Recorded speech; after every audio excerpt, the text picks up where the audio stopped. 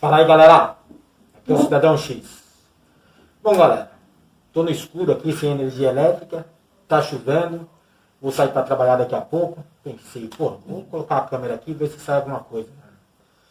O assunto que fica muito em destaque, que eu já abordei várias vezes aqui no meu canal, é a própria Venezuela. O que acontece hoje na Venezuela. E eu percebo aqui pelos comentários que algumas pessoas ainda têm uma certa negação a respeito de enxergar a verdade no que acontece lá. Que existe uma clara intervenção estrangeira para tomar o poder na Venezuela. Para ele isso é intolerável, porque a visão dele sobre o assunto é muito parcial, porque está contaminada por questões ideológicas, políticas e a programação de alienação sobre o cidadão comum. Então ele só enxerga aquilo que mandaram ele enxergar. Então para eles não tem nada de conspiração, porque um conspirador disse isso para eles. Lógico, cara, porque ele está enxergando da maneira contrária.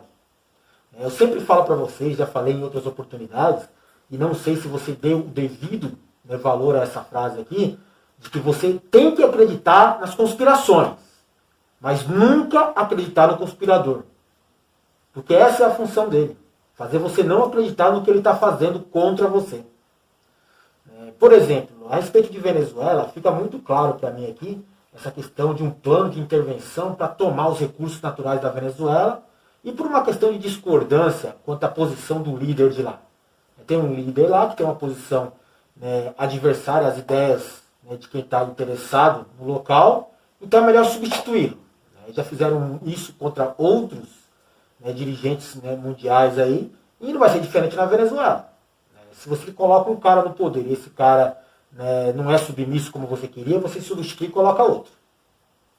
Seja através de um processo democrático, seja através de um processo de famílias reais e casamentos, e um rei que morre sobre outro, ou seja através de um golpe que tira um ditador e coloca outro. Sempre tem um esquema para substituir o cara que você quer.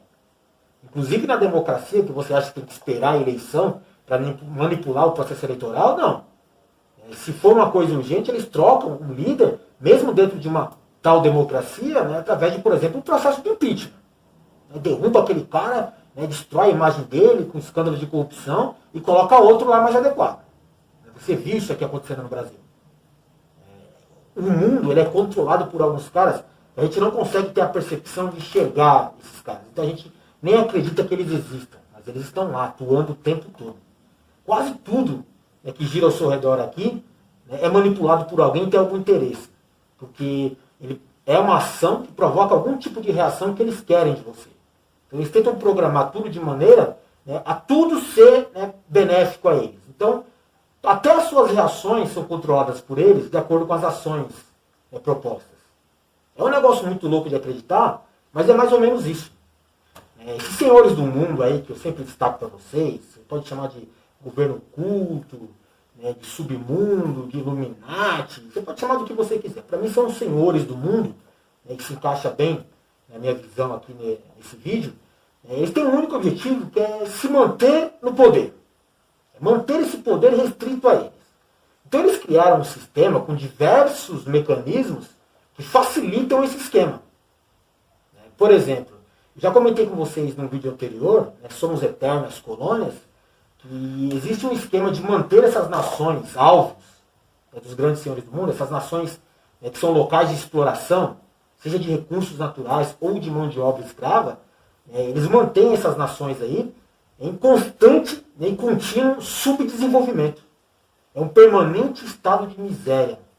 Por quê? Porque é assim que eles mantêm a submissão desse local. É assim que eles mantêm o controle. Porque são nações pobres, nações frágeis, seja de questão de cultura, política, religião. Então elas acabam se tornando submissas. E é isso que eles querem. Nações obedientes, que sejam exploradas e fiquem quietas, não reajam. E em momento algum almejem ter algum tipo de vantagem com seus recursos ou com a sua mão de obra. Isso é para os outros explorarem. Você está ali só para servir. Outra parte desse sistema aí, para deixar essas nações sempre frágeis ao controle deles, é a ideia de divisão territorial. Como foram feitas as fronteiras das nações? Como foram divididos esses países de exploração? A ideia deles para manter essa galera frágil aí, essas nações sempre né, pequenas e subdesenvolvidas, é fazer com que elas não tenham território suficiente ou os recursos necessários para serem autossuficientes.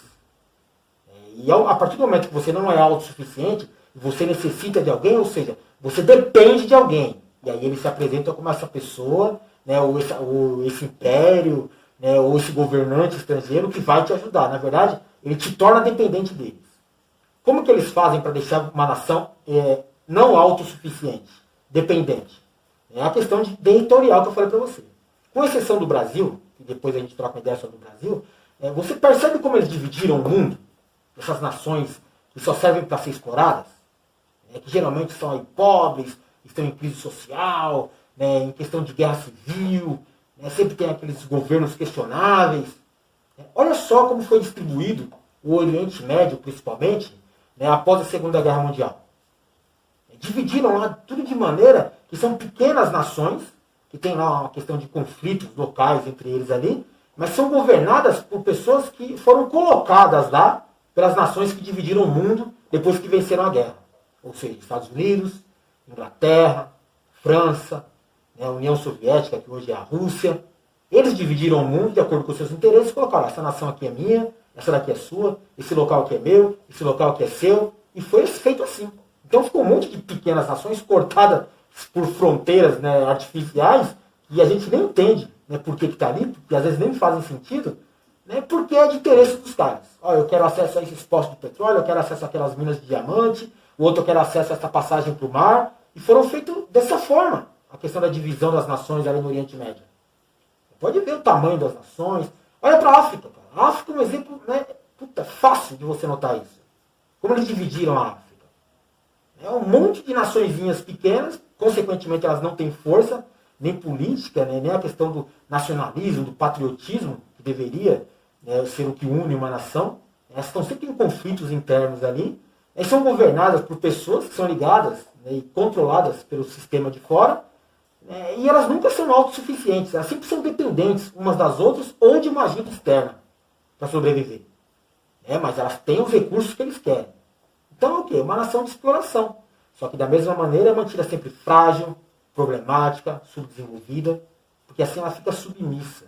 Assim o povo fica omisso, né, nos seus direitos, na sua conduta, nas suas necessidades. É fácil de controlar. Olha aqui a América Latina, como eles dividiram a América Latina. Com exceção, acho que do Brasil e do México, na época da divisão, e aí depois os Estados Unidos incorporou uma boa parte do México para fazer o seu território maior, e consequentemente diminuir o território do México, diminuir o poder daquela nação, ou seja, os Estados Unidos conseguiu um grande espaço territorial para se manter autossuficiente. Hoje são poucos países que têm essas condições aí. Eu acho que imagino que a Rússia tem algum tipo de autossuficiência, a China, por questão territorial, os Estados Unidos e o Brasil. Acho que o Brasil é o principal de todos, e por incrível que pareça, é o mais omisso, o mais submisso, o mais subdesenvolvido desses grandes territórios aí, que poderiam ser os grandes impérios do mundo. O Brasil é mantido na condição de subdesenvolvido por uma questão programática, porque é útil assim. Mas olha o restante da América Latina, como ela foi dividida. É um monte de países pequenos, cara, que não são nunca autossuficientes. Sempre são dependentes uns dos outros ou de uma nação estrangeira. Seja para questão de relação comercial, por uma questão financeira, né, por uma questão das suas necessidades, né, seja de alimento, energia. Nunca eles têm tudo o que precisam. Porque o seu território não fornece isso para eles. Porque o território é pequeno. Agora, faz uma observação simples.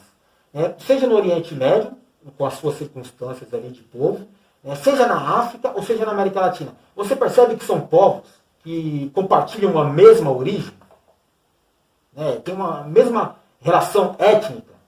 Às vezes tem a mesma língua. E alguém foi lá e dividiu. Você é argentino, você é uruguaio. Aqui é Paraguai, aqui é Brasil. Quando na verdade, se você pegar a população que está ali, ela tem a mesma origem, cara.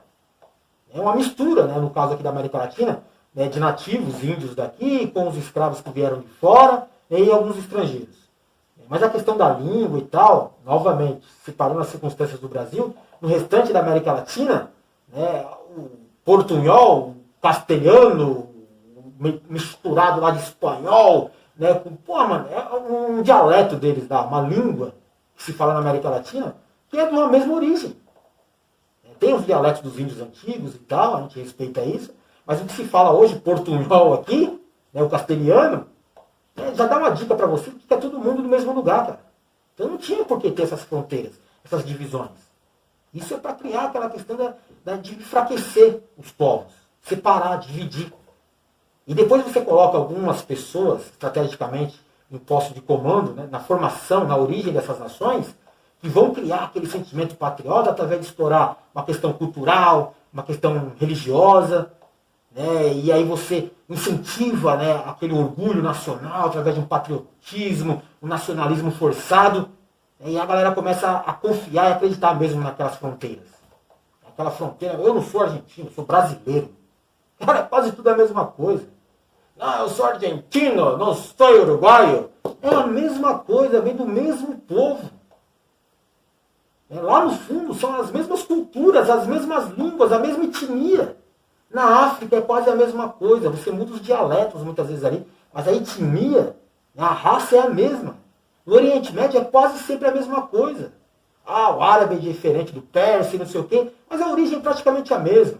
Posso estar falando alguma bobagem aqui, porque vai entrar um técnico em questões aí, vai falar que não é isso que é diferente aqui, diferente do asiático, do árabe e do espanhol e do francês e tal. Eu estou falando aqui, né, de uma questão geral, uma visão mais ampla.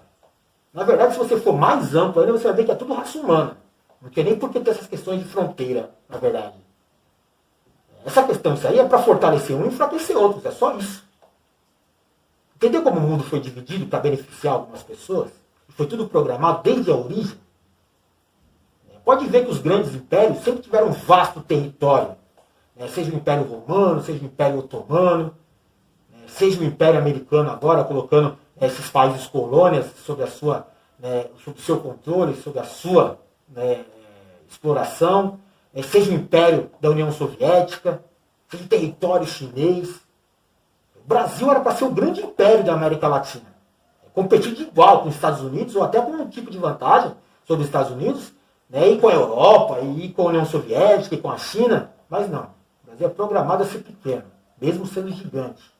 Mesmo sendo facilmente autossuficiente nas suas necessidades, ou seja, não sendo dependente de nação estrangeira, mesmo tendo um povo que está ali disposto a crescer, que cobra, que tem ambição de desenvolvimento, mas a gente é mantido limitado. E essa questão da limitação do povo vai para outra situação que não é o intuito desse vídeo aqui. E qual que é a ideia dos caras? Depois de eles dividirem o mundo dessa forma para facilitar o controle deles, o que eles fazem? Eles colocam governantes que na verdade são fantoches para facilitar o comando, para facilitar o domínio. O segredo dos senhores do mundo é isso. É que esses dirigentes locais, esses governantes locais, eles já colocam governantes locais para que tenha a simpatia do povo, a aceitação e não a rejeição. Porque se você colocar, por exemplo, um argentino no comando do Brasil, vai gerar algum tipo de questão de, pelo menos, questionamento, de não aceitação. Se bem que do jeito que está o Brasil hoje, se entrar um presidente argentino falando que é de direita, a galera vota nele. Mas na origem ali, o que a gente pode questionar é isso. Então eles colocam, eles treinam dirigentes locais para ter essa aceitação, para ter essa simpatia do povo, ter o apoio popular, mas esse cara é treinado para ser um fantoche. E ele só serve como dirigente, ele só é deixado no cargo de autoridade, de governador, de presidente, de imperador, desde que ele seja de acordo com os interesses dos caras de fora. Seja o califa, seja o regente, seja o ditador, você tem que seguir as ordens dos caras, os senhores do mundo. Se você não seguir, você vai ser neutralizado e tirado do poder. E eles colocam outro. O segredo é manter o controle sobre esses caras que controlam o restante do local. Tem mais, mas fica para outro vídeo, beleza? Agora a atenção de vocês.